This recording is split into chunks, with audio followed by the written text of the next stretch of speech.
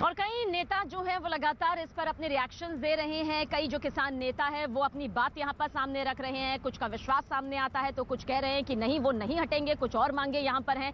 जब तक वो नहीं मानी जाती तब तक उनका पीछे हटना किसी भी कीमत पर मुमकिन नहीं है। क्या कुछ और रिएक्शन सामने आ रहे हैं, देखिए आप भी। मध्य प्रदेश के कृषि मंत्री कमल पटेल जी ने जो बयान दिया है उनका निजी बयान हो सकता है और मंत्री जी को सलाह भी है। अभी माहौल जो है काफ़ी पॉजिटिव चल रहा है, इस प्रकार की बयानबाजी नहीं करनी चाहिए। और अगर सरकार की मंशा में कोई खराबी है तो बॉर्डर के ऊपर अभी धरने चल रहे हैं और आने वाले समय में भी किसान कोई देश छोड़ के नहीं जाने वाला। हम किसी भी रूप में इन कानूनों को लागू नहीं होने देंगे। आंदोलन कर रहे किसान पिछले 12 महीनों से डटे हुए हैं। 26 नवंबर को पूरा 1 साल यहां पर हो जाएगा। जब सुबह सुबह हम यहां पर पहुंचे तो उनका कहना यह था कि ये मत कहिए कि हमने इसे बंधक बना लिया है, बॉर्डर बंधक है। लेकिन हर कोई हकीकत जानता है कि पिछले 12 महीने से आने जाने वाले मुसाफिरों को, आसपास रहने वाले लोगों को, नौकरी पेशा लोगों को, अपनी मंजिल तक पहुंचने वाले लोगों को कितनी परेशानियों का सामना यहां पर करना पड़ रहा है, जिसके चलते बॉर्डर बंधक नहीं है तो और क्या है। दिक्कतों का पहाड़ यहां पर आम लोगों के लिए नहीं सामने आ रहा तो क्या है।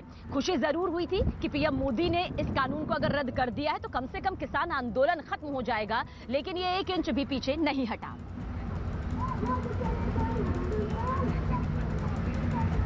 तो कैबिनेट मीटिंग का भी जिक्र इस बीच हम कर लेते हैं। इन तस्वीरों को दिखाते हुए जानकारी आप तक पहुंचा दे। कृषि सुधार कानूनों पर केंद्रीय मंत्रिमंडल की अहम बैठक होने वाली है। सूत्रों के मुताबिक इस बैठक में कृषि कानूनों को वापस लेने के प्रस्ताव को मंजूरी दी जा सकती है। तो कृषि सुधार कानूनों पर केंद्रीय मंत्रिमंडल की यह अहम बैठक आने वाले बुधवार यानी कि परसों देखने को मिलेगी, जिस पर तमाम मुद्दों को लेकर तो बातचीत यहां पर देखने को मिल सकती है। और खासतौर से जिस तरह से पीएम मोदी ने अब इस कानून को रद्द करने की बात कर दी है, वापस लेने की बात कर दी है, अब उसे लेकर भी इस बैठक की तस्वीर बहुत ज्यादा अहम हो जाती है। हालांकि एक तरफ किसान जो है वो अपनी अलग ही रणनीति आंदोलन को लेकर बना रहे हैं। जो बातचीत में भी यहां पर राकेश टिकैत से सामने आया वो इतना तो साफ है कि फिलहाल वो किसी भी कीमत पर अभी अपने इस आंदोलन पर ब्रेक नहीं लगाने वाले हैं। संसदीय प्रक्रिया जरूर होती है किसी भी कानून को जब बनाया जाता है।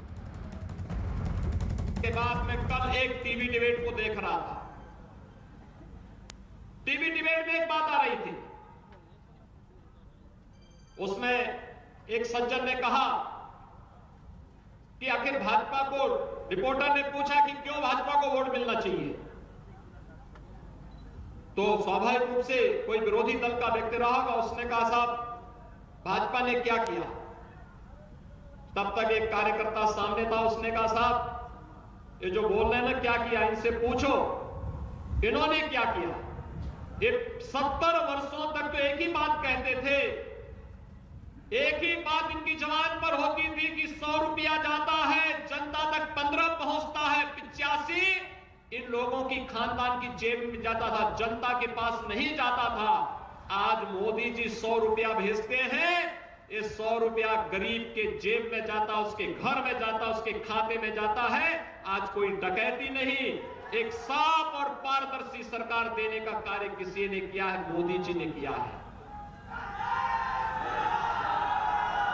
भाइयों बहनों, अगर लोक कल्याणकारी योजनाओं का लाभ सही मायने में आजादी के बाद सही मायने में किसी को मिला है तो एक एक बूथ अध्यक्ष का दायित्व बनता है कि उन लाभार्थियों से संवाद बना करके, जिसको मकान मिला है, जिसको शौचालय मिला है, जिसको आयुष्मान भारत का कार्ड मिला है, जिसको अन्न योजना का लाभ मिला है और जिसको शासन की किसी भी योजना का लाभ मिला है, उन सभी लाभार्थियों को भी अगर आप जोड़ देंगे, एक बड़ी संख्या आपके बूथ पर बूथ मजबूती करने के साथ साथ बूथ जीता तो चुनाव जीता के प्रधानमंत्री मोदी जी के इस मंत्र को पूरी तरह सार्थक करता हुआ दिखाई देता है।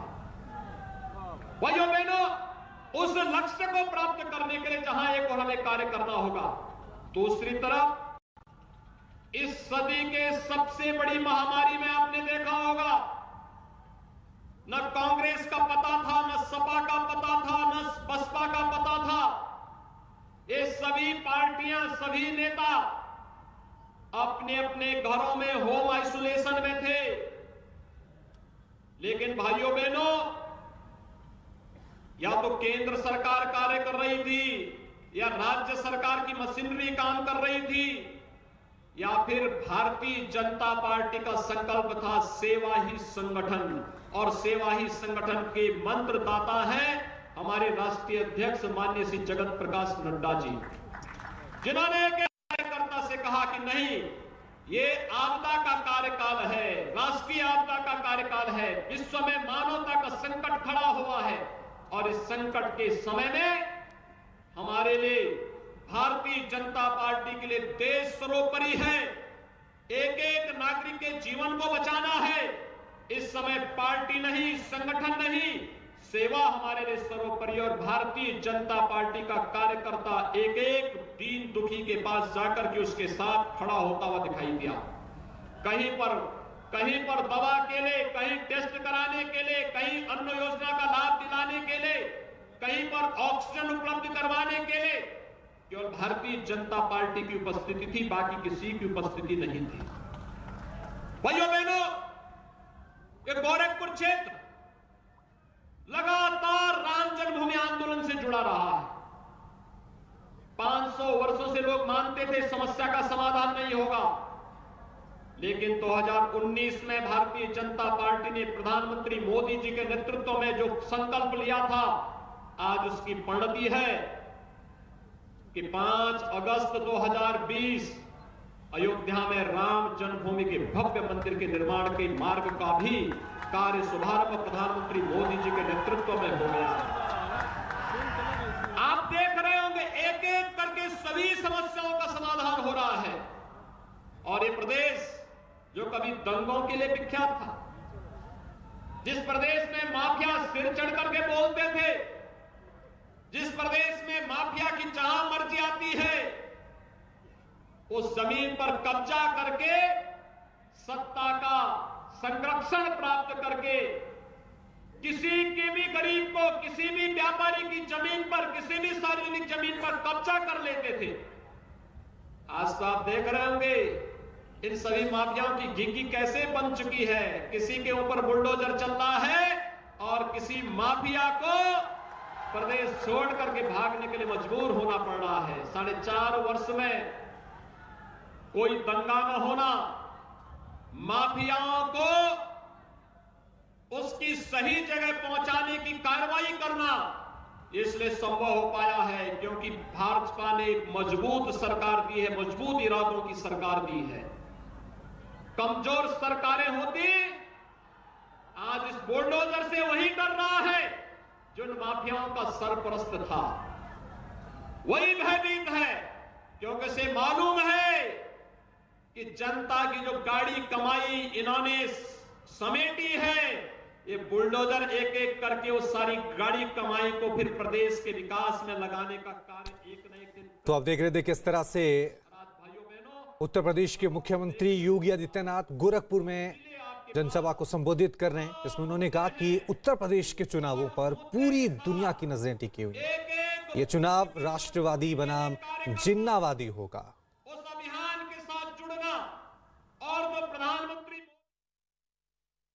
और इस वक्त की बड़ी खबर आपको बता दें, ममता बनर्जी पीएम मोदी से मुलाकात करेंगी। 24 नवंबर को पीएम मोदी से ममता बनर्जी मिलने दिल्ली आ रही हैं। बीएसएफ के अधिकार क्षेत्र पर चर्चा होगी और 24 तारीख को ममता बनर्जी पश्चिम बंगाल के मुख्यमंत्री, देश के प्रधानमंत्री नरेंद्र मोदी से मिलने के लिए आ रही हैं और कहा जा रहा है कि बीएसएफ के अधिकार क्षेत्र पर चर्चा वो करेंगी। फिलहाल त्रिपुरा में सियासत चल रही है बीजेपी और टीएमसी के बीच। अब इस बीच ये बड़ी खबर सामने आ गई है कि ममता बनर्जी दिल्ली में आएंगी और 24 नवंबर को पीएम मोदी से उनकी मुलाकात होगी। हालांकि कहा यह जा रहा है कि बीएसएफ के अधिकार क्षेत्र को लेकर ये चर्चा पीएम मोदी के साथ ममता बनर्जी करने जा रही हैं। तो बड़ी खबर इस वक्त की, पश्चिम बंगाल की मुख्यमंत्री ममता बनर्जी देश के प्रधानमंत्री नरेंद्र मोदी से 24 नवंबर को मुलाकात करेंगी। बीएसएफ अधिकार क्षेत्र को लेकर वो चर्चा करने आ रही हैं। और दूसरी तरफ चलिए इस खबर पर और ज्यादा जानकारी के लिए सीधा रुक करते हैं मेरे सहयोगी नीरज का। नीरज, क्या कुछ जानकारी मिल पा रही है ममता बनर्जी के इस दौरे को लेकर? देखिए, आपसे थोड़ी देर बाद ममता बनर्जी दिल्ली में होंगी। 4 दिवसीय दौरा है और प्रधानमंत्री से मिलना उनका मुख्य मकसद है। लेकिन इस बीच गृह मंत्रालय के दफ्तर के बाहर टीएमसी के सांसद पहुंचे हैं त्रिपुरा में हिंसा को लेकर, और ये भी बताया जा रहा है कि वो यहाँ मिलने आ सकती हैं। लेकिन प्रधानमंत्री से दौरे मिलने का सबसे बड़ा मकसद बीएसएफ के अधिकार क्षेत्र में हाल के वक्त में जो बढ़ोतरी की गई है, उससे राज्यों को लगता है कि उनके अधिकार क्षेत्र में फेडरल जो स्ट्रक्चर है उसमें बाधा पहुंचाई गई है। इसलिए ममता बनर्जी उस मसले पे चर्चा करेंगे। इसके अलावा पश्चिम बंगाल के विकास से जुड़ी दूसरी योजनाएं जो हैं उन पर भी वो बात करेंगे। बिल्कुल नीरज, देखना ये होगा कि सिर्फ बीएसएफ अधिकार क्षेत्र पे चर्चा होती है या फिर जो त्रिपुरा में सियासत चल रही है उसको लेकर ममता बनर्जी का क्या एक्शन होता है। कुशीनगर का मेडिकल कॉलेज हो, सिद्धार्थनगर में जो मेडिकल कॉलेज सत्र में प्रारंभ होने जा रहा है, बस्ती में महर्षि वशिष्ठ मेडिकल कॉलेज, ये सभी मेडिकल कॉलेज भी स्वास्थ्य और परिवार कल्याण मंत्री रहते समय देश के स्वास्थ्य और परिवार कल्याण मंत्री के रूप में उस परिकल्पना को साकार करने का कार्य आपने किया था। और यही नहीं, BRD medical college super speciality block के निर्माण की कार्रवाई को भी आपने स्वयं गोरखपुर में आकर उसका शिलान्यास किया था, जिसने कोरोना के दौरान पूर्वी उत्तर प्रदेश के लोगों के लिए रामबाण साबित हुआ था। इसने उपचार का बेहतर माध्यम दिया था। इसलिए भी मैं माननीय राष्ट्रीय अध्यक्ष जी का संगठन के राष्ट्रीय अध्यक्ष के रूप में गोरखपुर पधारने पर हृदय से स्वागत और अभिनंदन करता हूं। आप सभी बूथ अध्यक्षों का, कार्यकर्ताओं का, मैं भी आ रहा था, लंबी लाइन लगी हुई है यहां पर आने के लिए। दूर दूर से लोग आ रहे हैं, मऊ से, आजमगढ़ से, बलिया से, सिद्धार्थनगर के कोने कोने से, बस्ती से, संत कबीर नगर से, महाराजगंज से, कुशीनगर से, देवरिया से, अलग अलग जनपदों से सभी कार्यकर्ता आ रहे हैं। तो इतनी दूरी से आप लोग यहां पर पधारे हैं, आप सभी का मैं हृदय से अभिनंदन करता हूं। धन्यवाद। जय हिंद, जय जय श्री राम। अब मैं तो आप मुख्यमंत्री योगी आदित्यनाथ को सुन रहे थे। गोरखपुर में वो जनसभा को संबोधित कर रहे थे।